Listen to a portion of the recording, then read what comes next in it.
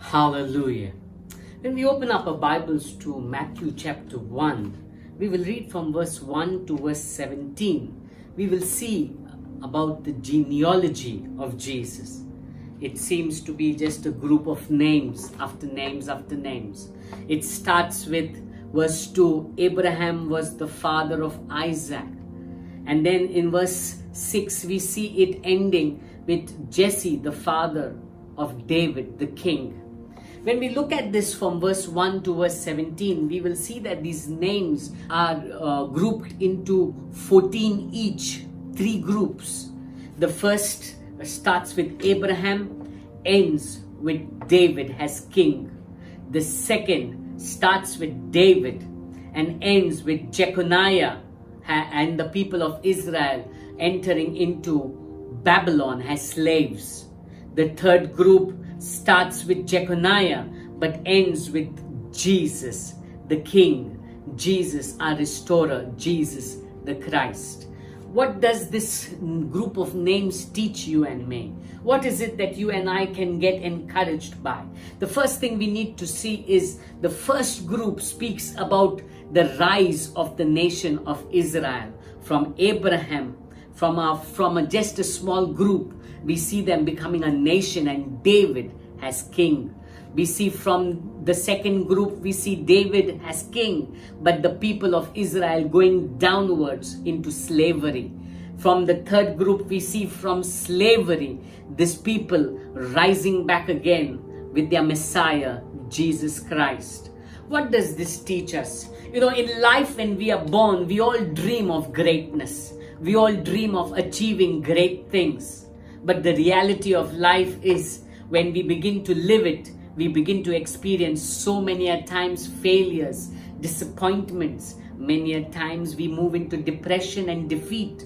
But then there's the third group that tells us about the rise of that nation. And that rise could only come about because of the Messiah, Jesus Christ. I want to tell you who's watching right now, no matter what failures you may have experienced, God is still a God of restoration.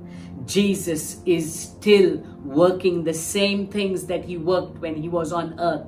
He is still a God who restores. No matter what you may have faced in the past, those dreams that you had, those desires that you had to do something in life, to rise up in life, is possible when you connect to Jesus. You see, the entire genealogy ends with Jesus as the Messiah, that Jesus has the hope for this nation of Israel. Jesus has the one who would restore this nation. Today I want to tell you who's watching, Jesus is the one who can restore your life. No matter how down you may have reached, no matter how great your bondage is, no matter what you may be enslaved to, God still has a plan for you. And that plan can be fulfilled, accomplished in Jesus. You have hope. You can rise again. You can shine. It's a matter of the choice that you make. If you come into a walk with Jesus, you will begin to see yourself rise. You see, when you look at God picking up Abraham, it was always the plan and purpose of God that his people would rise up. But it was the foolishness of those very people that put them back into slavery. It has always been the plan of God for you to rise up. It has always been the plan of God for you to find good success. But at times it is our own foolishness that has put us in the place that we are. That the failures, the problems, the crisis that we face, sometimes it's only because of our foolishness. But the best part is God has made a way.